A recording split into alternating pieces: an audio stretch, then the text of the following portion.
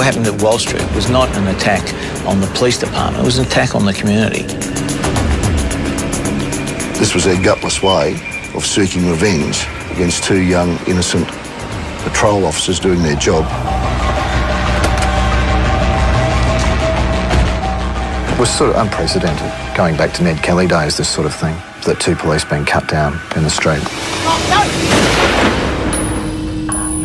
It was the callousness of the act, I think, affected the entire organisation and the community. 2 members down, urgent. It was an attack on law and order that shocked the nation.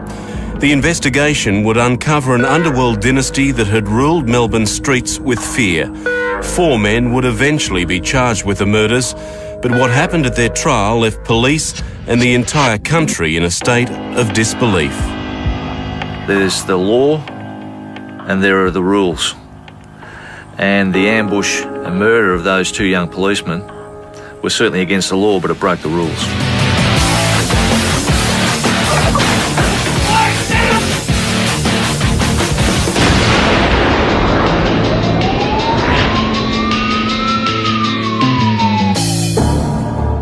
For Sergeant Ron Beaton, this was a night like any other. He had no idea what lay ahead.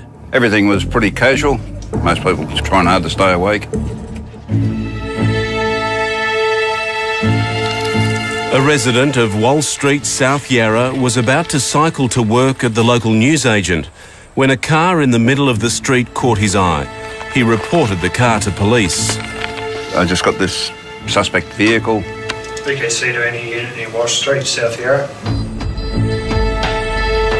BKC to any unit near Walsh Street, South Yarra.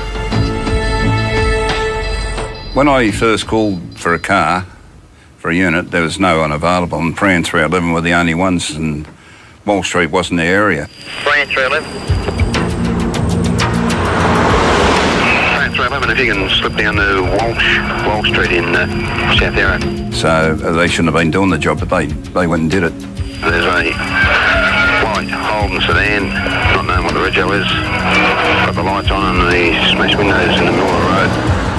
Yeah, Prey and 311, leave that 26483. Manning the radio was Damian Eyre, a 20-year-old constable who'd been in the job less than a year.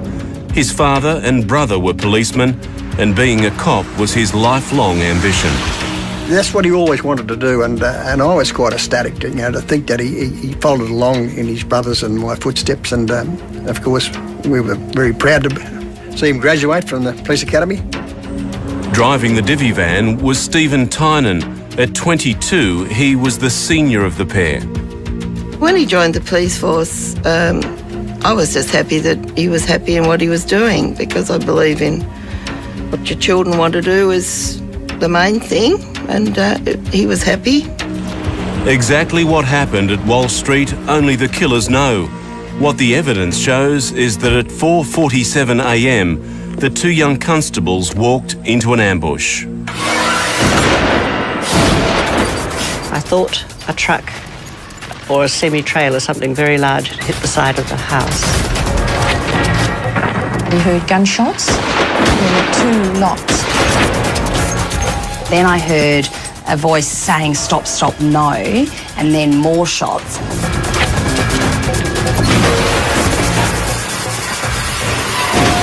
Then we heard moaning and shouting, just briefly, and then a lot of running footsteps. So I sort of got out of bed and looked outside the window, and I could see, I think it was a white Commodore and a police divvy van behind. I said a Prey and 311. I said a Prey and 311. Any unit clear near Walsh Street, South Yarra. I kept calling them and they didn't come up, but I was obviously worried because there were reports of shots being fired. South Melbourne 150. South Melbourne 150. I sent Prey and 311 down to Walsh Street. Since then I've had about 3 or 4 cards come down saying that they've heard shots fired in that street, and I can't get Prey and 311 at this stage. I didn't know whether they'd shot somebody or somebody had shot them, but whatever it be, I'd have to get somebody down there. 2 members down, urgent. Urgent. Roger, need an ambulance? Roger. Yes, ambulance, please. 2 members down. At that point, I had to get an ambulance there straight away, get the units going around and block off any escape areas if possible. In a D24, it was just bedlam.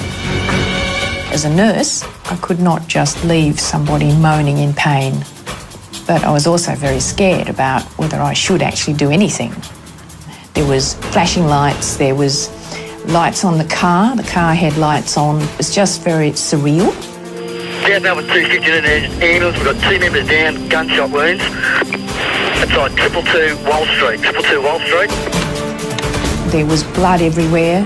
Damian, I examined first, had wounds to the head, and he was slumped forward face onto the ground, and blood was running down the gutter. And I just thought there's nothing I could do. Then I went to Steven Tynan, and there was a huge wound in his scalp towards the back, and I tried to find a pulse on his extended neck, and I thought I could find a faint pulse. And his breathing, he was still breathing, it was rasping in his throat. All hell broke loose. Police arrived on our doorstep, came inside, talked to us. They were looking for a weapon. It was a very dramatic day. Yeah, Roger, if you can come over Punt Road, Walsh Street area. We've got 2 police down. You've got a helicopter overhead, you've got police and other sirens in the background, you've got footsteps running around, you've got a person's breathing sounds that's abnormal lying in the gutter as their blood sort of running down the street away from you and around you. Stephen had been dragged out of the car and was lying in the gutter, and there was a nurse and another policeman that was standing above him, and look, he was still breathing, and he had a massive headshot with a gunshot that taken most of his head out, and there was a massive blood loss at the scene. It was really quite horrific, and you know, to go, just even reliving all of, you know, the trauma. Yeah, at this stage we don't know. 2 members have been shot in Walsh Street, South Yarra. Take care. It was Stephen who went in the car, in the ambulance, and I held the oxygen on him under the instructions of the paramedics while we went to the Alfred, but he was declared dead on arrival. A description of what we're looking for? Unfortunately negative at this stage. We've got no description at all. So it's you've got to be wary of everybody. The 2 young constables were raced to hospital, but they were dead on arrival. Both had been shot in the head with a shotgun, and Damian Eyre was also shot twice with another weapon, probably his own service revolver, which is still missing. I heard a car and a knock on the door, and I knew that Damian was on night shift, and I immediately had this feeling that there was something wrong. So I looked out the window and saw 2 police standing at the front. Well, you know there's something going on. When I opened the door and seen the look on their faces, I definitely knew there was something wrong. And they informed me that there'd been a shooting, and that Steven Tynan was dead, and Damian was still alive. Was taken to the Alfred Hospital, but actually before they left the driveway, they've got a radio message to say that he passed away. I knew exactly, pretty much straight off, what it must have happened. So that was pretty horrific. Definitely a shock. It's I suppose it's like anyone that gets a death message, you know, which I've delivered myself to different people. They don't want to you don't want to believe it. You don't think it's really you or it's really your family. You don't want to believe it. The family shock at the cold-blooded killings was felt across the country. There was anger, confusion, and the overwhelming need to find those responsible.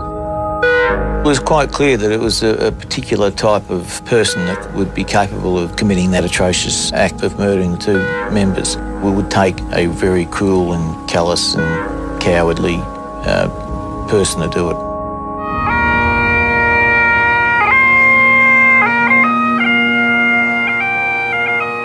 The funerals of Steven Tynan and Damian Eyre were an outpouring of public and private grief and despair.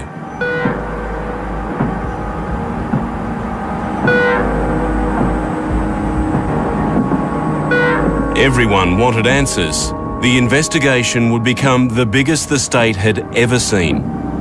There is no stone to be left unturned until the people responsible for these events face the full consequences of the law.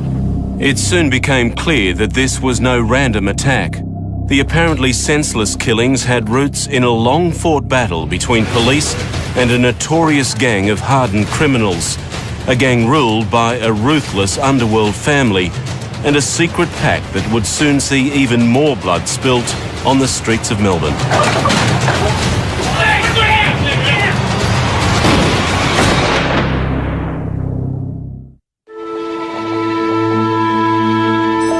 The ambush and murder of two young policemen in a Melbourne street devastated two families and left the community traumatised.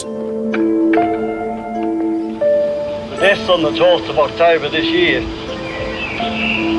of Constables Steven Tynan and Damian Eyre at this spot touched not only the Victoria Police Force, not only the members of their families, but the whole of the community of Victoria. The reaction from the force was one of horror, and the shock within the community was palpable. Police soon suspected these vicious murders had their roots in a long-fought and bloody criminal battle. Hands down on the floor. Where is it? Where is it? In the late 1980s, Melbourne's suburbs were being terrorised by a gang of cold, calculating and brutal armed robbers. They were wild times. They were wild because you were dealing with some of the most vicious people who had the propensity to take innocent lives for no reason other than to satisfy their own pockets.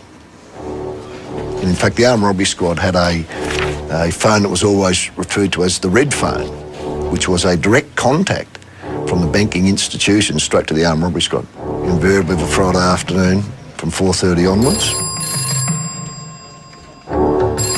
Was more common than not to get a call. One group, known as the Flemington Gang, was well known to police for its reign of terror.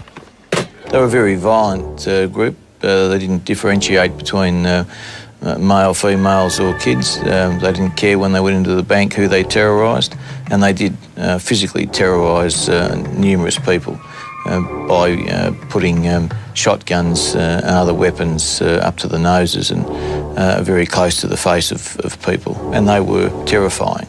Police believe they knew who the crooks were, but they were yet to catch them in the act. The core group were Victor Peirce, Graham Jensen, Jedd Houghton and Peter McEvoy. That frightening episode that they were involved in, and some, to this day would relive exactly what happened on those occasions. Peter McEvoy was the epitome of a coward. He would attack females. He'd be the bloke that would attack a young girl rather than ever affront anyone else. Jedd Houghton is a dangerous, cold, calculating criminal. Jedd Houghton scared a lot of people. Graham Jensen, he was a likeable person within his own group, but an active, dangerous, violent criminal. Victor Peirce was a dangerous, cold, calculating career criminal, murderer, and probably best described as the planner. He organised and managed what went on. Peirce, the ringleader, came from a rich criminal pedigree. His mother was former prostitute and brothel owner Trevor Pettingill, a matriarch of the underworld. Kath unfortunately survived a shooting in her earlier days, and then she has then bred all these mongrels, I suppose is the best way of describing them. That's Dennis Allen, Peter Allen, Victor Peirce, the Pettingills. It's just a family that we hope we don't ever have replicated. Victor Peirce's older half-brother, Dennis Allen, was one of the most feared members of the Melbourne underworld, A drug dealer and gun runner, police believe he was responsible for at least 11 murders, often with other family members watching on. He died of heart failure in 1987. Well, he died like a drug trafficker should, slowly and in a lot of pain. He was a murderer and a drug trafficker. I suppose that speaks for itself. Closely associated with the gang were two more members of Victor Peirce's family, his younger half-brother Trevor Pettingill and his nephew Jason Ryan. Jason's mate Anthony Farrell would soon be linked with the others. On their home turf in inner-city Richmond, the group lived by their own code, one of violence and thuggery. Look, our career criminals are people that live a different lifestyle to the ordinary citizen. They are people who have no respect for the law. They have no respect for community values or interests. A year before the Walsh Street killings, Victor's gang was becoming more brazen and violent. Part-time member Frank Velastro was taking the violence to a frightening new level. Police launched a raid on his home, knowing he'd be armed and dangerous. As coppers, you had to be, in some cases, as tough as what they were. Velastro was shot dead by Senior Constable Michael Leslie.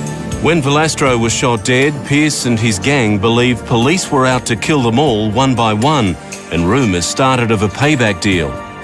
Information had surfaced during that time that as a result of Velastro killing, a pact had been formed between a number of the crooks involving Peirce, involving Jensen and the like, that the next criminal to be shot by the police, they would take out two police officers. There was certainly this belief amongst the criminals that they were being taken out, or that the motive of the police was to kill them, and they certainly came up with this pact that it was going to be 2 for 1. The bandits' raid was well timed. Despite the fear police were gunning for them, it was business as usual for Melbourne's criminal underworld.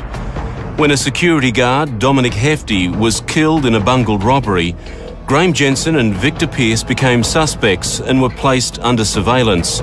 On October 11, 1988, the day before the Walsh Street shootings, police decided to intercept Jensen. The man was surprised by members of the armed robbery squad as he walked out of the Narrewarren produce store this afternoon. The objective was to stop Jensen getting to his car, but things didn't go to plan. As I drove into the car park, this blue Commodore was reversing at what appeared to be 40 mile an hour. So my object was to cut him off. I turned the police vehicle hard to the left, but I'd missed him. Car broadslide, it was a gravel surface. He did a U-turn. The boys had guns, there was something going on here. By the time I'd done a U-turn, he was out and shots were fired. The officers immediately fired several shots, hitting the car's windscreen. The gunman drove off, but a few seconds later, his car crashed into a pole and came to a stop on the curb. The allegation was that he threatened one or two of the fellas with the firearm, and the fellas retaliated. It was certainly a poorly planned, poorly executed attempt at effecting an arrest.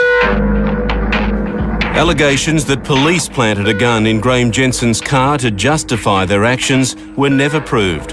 What police were soon to discover was that Graham Jensen's gang would react swiftly and violently to his death. The 2 for 1 pact was about to be put into play.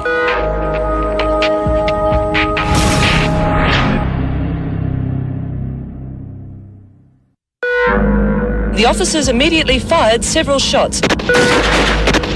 He was found slumped dead in the driver's seat. The police shooting of suspected armed robber Graham Jensen had ramifications that would shock the Australian community. 12 hours later, 2 young policemen were ambushed and killed in Walsh Street, South Yarra, in what police would soon decide was a revenge attack. It became obvious very quickly that this had been an execution-style killing.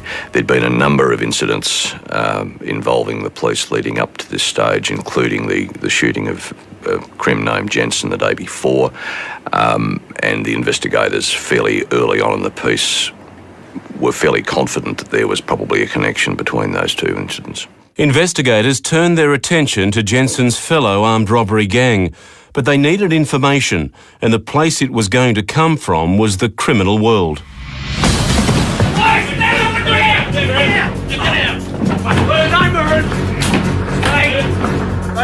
Within hours of the killings, police began a series of raids on known criminals that continued on and off for months.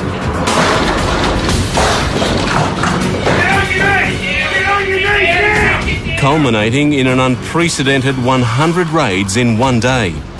They were terrorised, they felt threatened, they felt intimidated, and they're all the good qualities that we wanted them to feel. It was a huge operation, but a very successful operation, and it heralded a new era.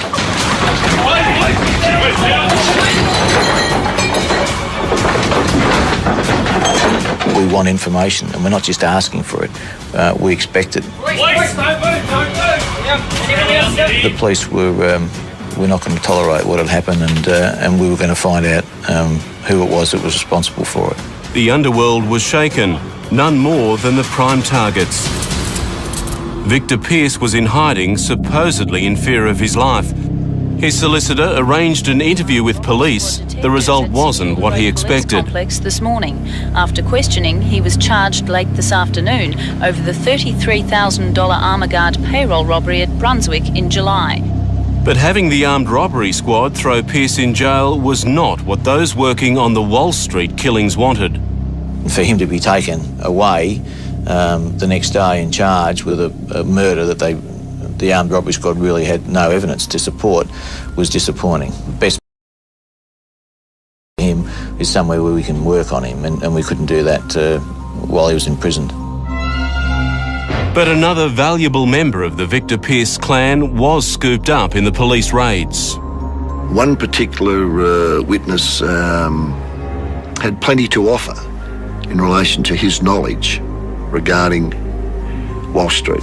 What's your full name? Jason John Ryan. All right, Jason. At present, we're in Walsh Street, South Yarra. Jason Ryan was Victor Peirce's nephew and had grown up in awe of his criminal family.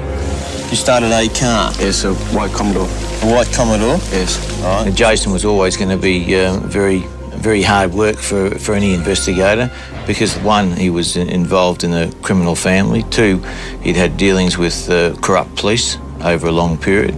So just to get him to trust what we were doing was going to be a difficult task as well. You realise that anything you say or do in this reenactment will be used in any later court appearances? Yes. Are you still prepared to take part? Yes. He knew that his life would have been over had they suspected for 1 minute that he was talking to the police about this. But he genuinely felt remorse over what happened at Walsh Street. Well, you earlier told us that you'd left a flat in Gordon Grove with 4 other people. At this stage, who are you with? With Anthony, Victor, Naka, Jedd, and myself. And what was the plan by everyone when you came here? Come here to ambush the police. And do what? Kill them, because they killed Graham the night before. It was Jason Ryan and forensic evidence that allowed police to piece together what they believed happened that night in Walsh Street. When the police have arrived, they've gone to this car.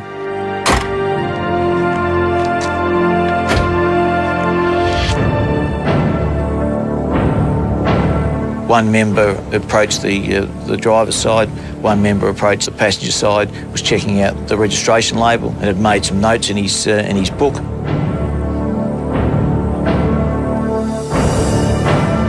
Was called over by the person sitting behind the driver's side because he'd obviously located the wires that had been blatantly pulled down to give it the appearance of a stolen car.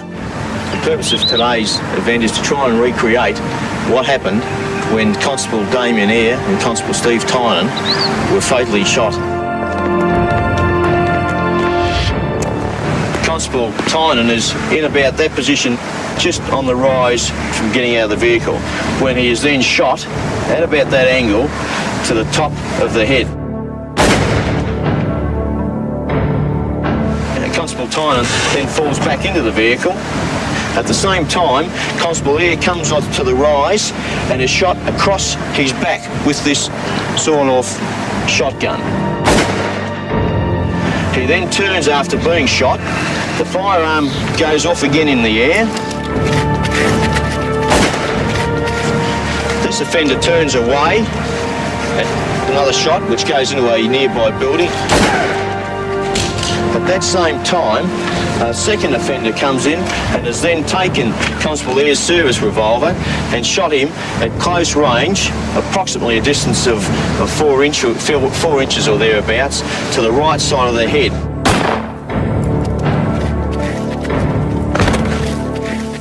And then he was shot again when he was on the ground.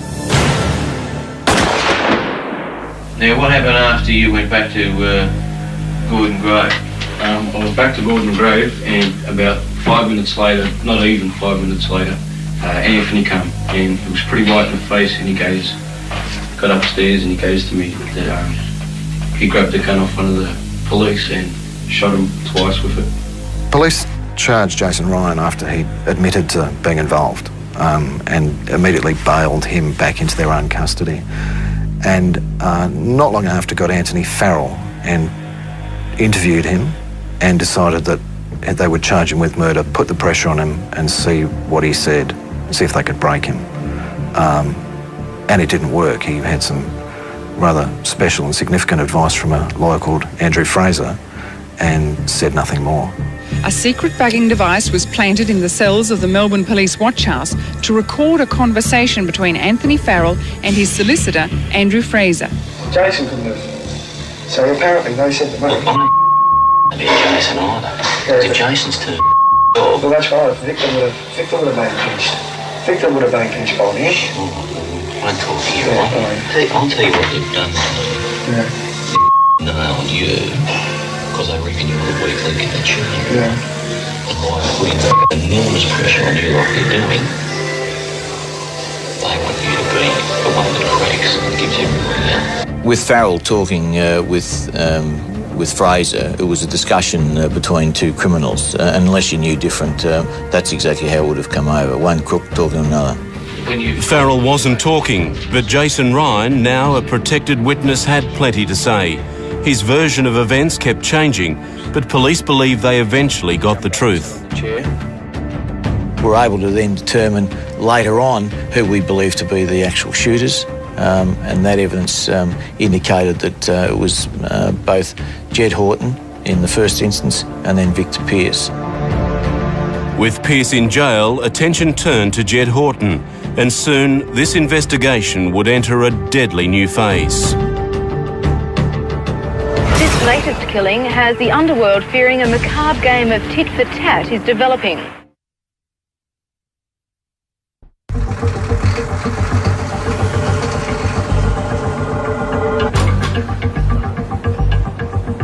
Police investigations into the Walsh Street killings were focusing on a gang of armed robbers and their associates. The leader and prime suspect, Victor Peirce, was jailed after the killings on other charges. His nephew, Jason Ryan, and his mate, Anthony Farrell, had been charged with the murders, but police believed there were others involved. Is what you've told us today the truth about what happened at Walsh Street? Yep, there's no more to it than that's it. Ryan was talking to police and naming names. One of them was Jedd Houghton. We'd been watching Houghton for a period of time. We knew where he'd moved to. They tracked him to a caravan park in Bendigo. The raid was stock standard raid. Unfortunately for Houghton, he had, from memory, 6 or 7 firearms at his disposal. 23-year-old Jedd Houghton of Moonee Ponds was shot dead by police, who believe he was the trigger man in the Walsh Street ambush on October 12. My understanding was that when they got to the door to go through it, it was a different door than they thought, and they took a bit longer to get through. And when they got through, Jedd Houghton already had a gun. There was a loss of life it was good that it was Houghton and not the police, because we'd already lost enough police at that stage. This latest killing has the underworld fearing a macabre game of tit-for-tat is developing.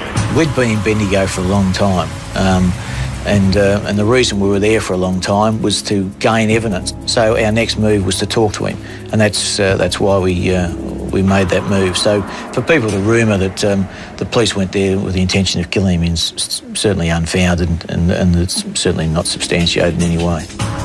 Well, if you point guns at police, and if that's what he did, and he was certainly well armed, then the Special Operations Group are trained not to ask questions at that point.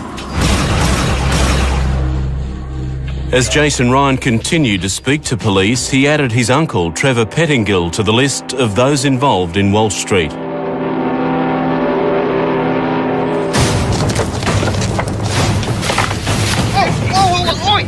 As police pressure on the underworld continued, Trevor was abducted by 4 masked men. The legs, buddy, don't they seem to work?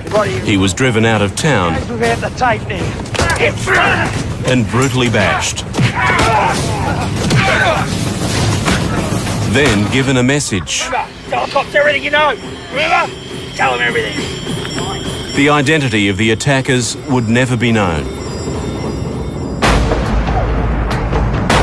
With Victor Peirce already behind bars, police continued their hunt for evidence at the home of Victor and his wife Wendy. Get away! Get away! In an extraordinary operation, their house was literally pulled apart by police.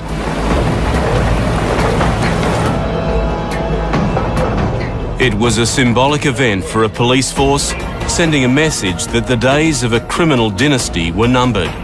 In December 1988, police charged Victor Peirce with the murders of Steven Tynan and Damian Eyre. Charge innocent people for something what they haven't done.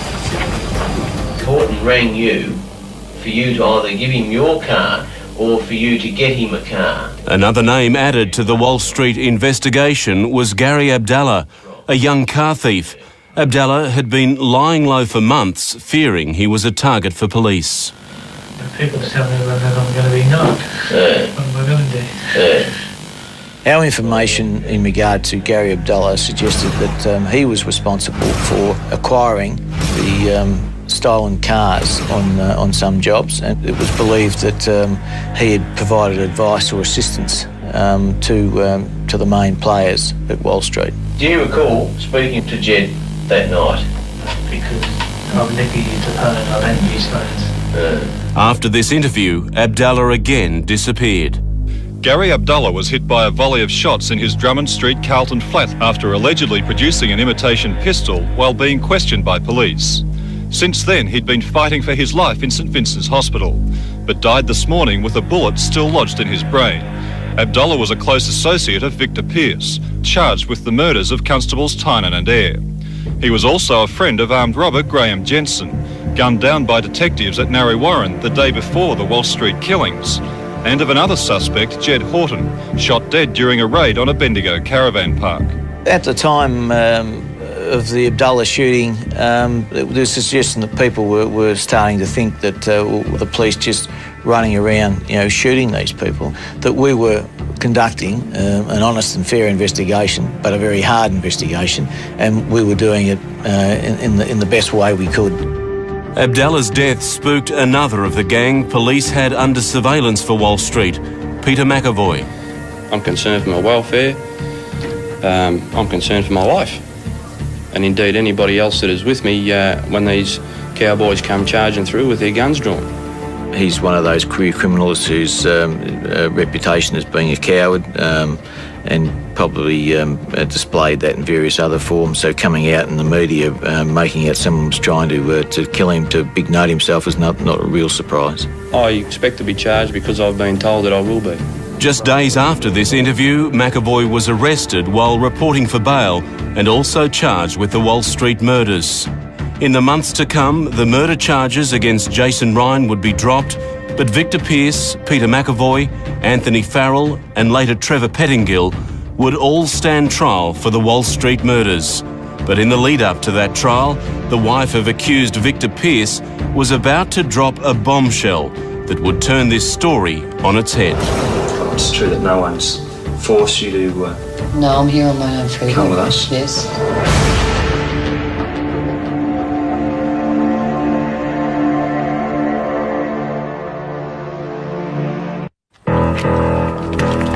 Police investigating the Walsh Street killings needed to link the suspects with physical evidence, in particular the shotgun used in the murders.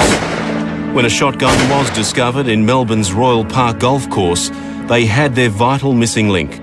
That was proved to be the murder weapon used at Walsh Street by our ballistic experts.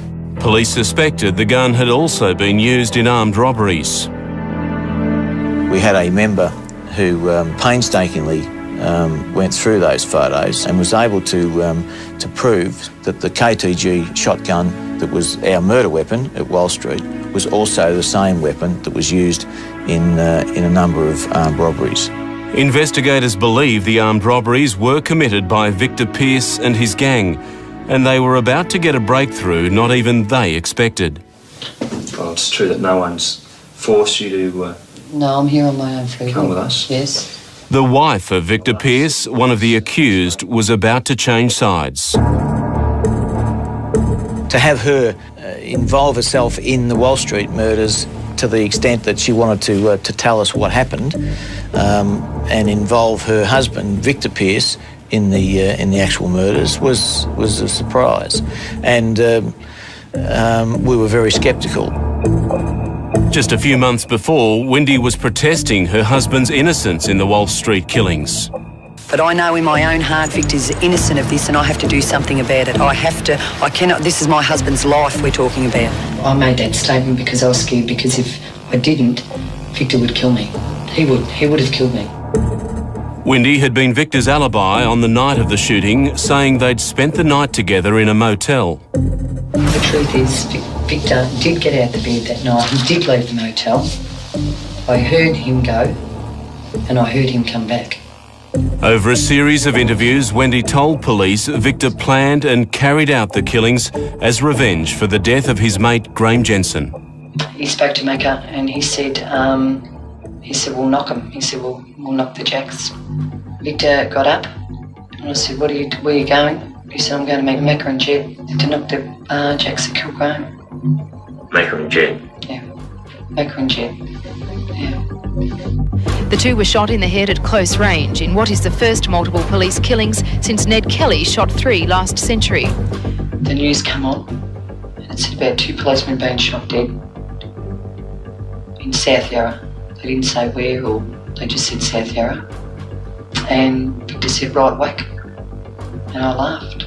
Well, Wendy was possibly the best witness the Crown had. She said that her husband was involved, had confessed, was an active armed robber. That's the shotgun.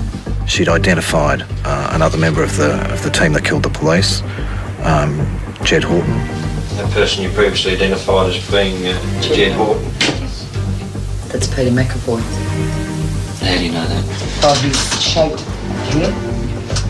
And she looked at surveillance photos of a bank robbery that had used the same gun that was used to kill the police, and put her husband there and Jedd Houghton there. Why do you say that's Victor Peirce? I just know Victor.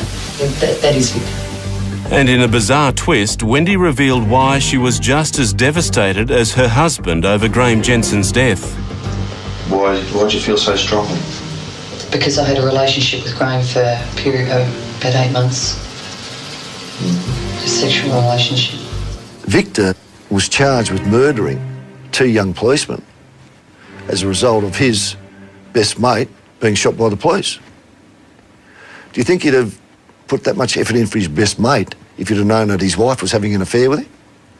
It makes you wonder, doesn't it? Fortunately, she was able to provide a lot of material that was able to be corroborated. She then became a very key and critical witness for the prosecution. I was in great fear of that family. Yes. Because numerous times Victor used to say, once you're in this family, otherwise you're leaving a wooden box. Police needed to keep Wendy happy and away from her criminal family, so she became part of the newly formed Witness Protection Program. I looked after Wendy from when she first came into the program right up until she was exited from the program. It was always a bit of a guessing game as to what sort of day you were going to be presented with as far as Wendy and her emotional state was concerned. When you spend that much time with someone, obviously you get to develop a relationship with them. There were occasions where she went into an emotional meltdown. There were plenty of occasions where we had laughs. There was a lot of good times involved. Stories later surfaced of a sexual relationship between Wendy and her protectors. Wendy Peirce's sexy love letters were not to her husband, but to police assigned to guard her. This is Wendy Peirce's letter to one of her police guards. And another. And another. She sent them her love, her kisses. She used nicknames she gave to her police minders, and police say she constantly used blackmail to get what she wanted, telling police if she didn't go to nightclubs, restaurants or hotels at her whim, then she would refuse to give evidence. I mean, any time there's going to be that level of contact on such a consistent basis, you know, obviously people are going to express feelings for each other. It was something that I was aware of, but I don't know at any point it compromised what we were doing. I think it just added a human element to it. But after becoming the prime witness, Wendy was about to deal the case a devastating blow. In the days leading up to the trial, she refused to give evidence against her husband. As it became quite clear as to what happened, she was able to make contact with Victor Peirce over a long period of time and forge a new plan as to how she would damage the prosecution case. And that was allowed to occur because of the way in which the witness protection scheme ran in those days. I believe that she always intended to give evidence while she was in the program, and I believe that really only derailed very, very late in the piece, just prior to the actual trial taking place. It's out of my hands, okay? And I think the crew that were tasked with looking after her in those final weeks were the wrong crew. A leopard never changes its spots. She manipulated the witness protection scheme and the members that were guarding her. Whatever her motivation, the prosecution case was crippled. The jury would never hear Wendy say that Victor Peirce, Peter McEvoy and Jedd Houghton were responsible for the Walsh Street killings, and the fallout would be devastating. It's a day I will never, ever forget. It was terrible.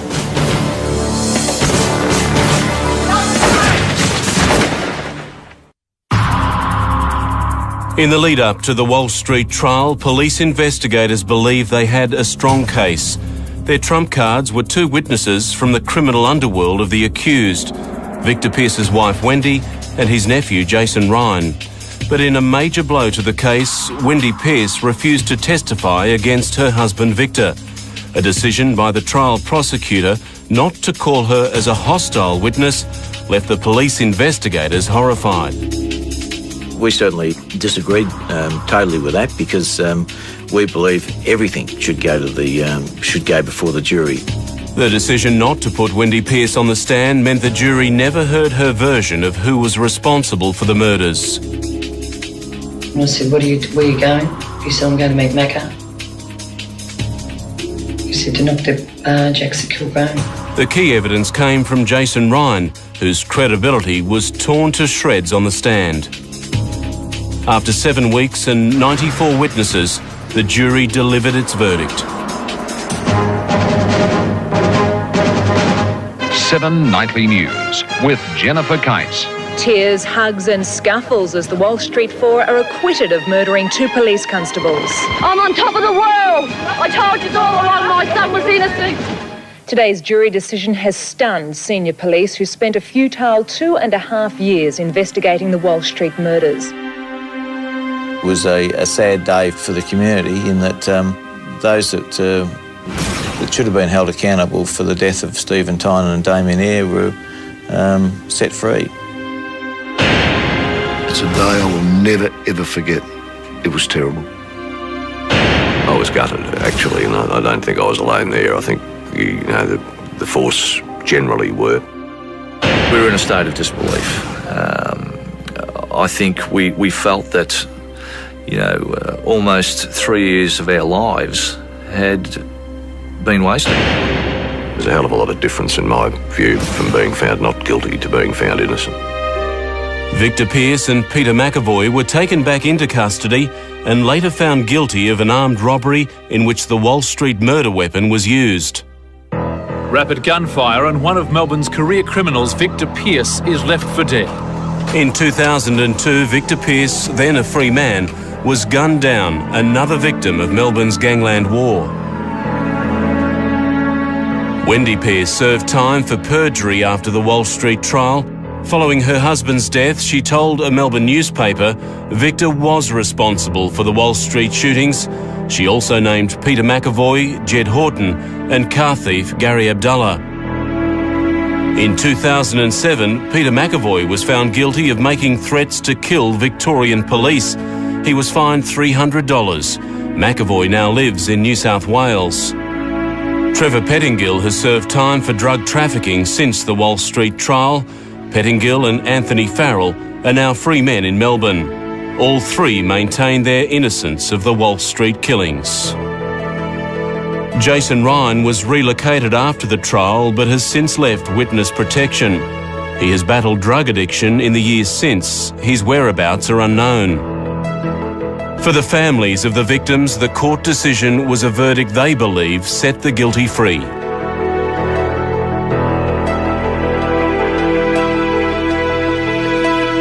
I feel sorry for the jury myself because I've got a letter from one of the jurors and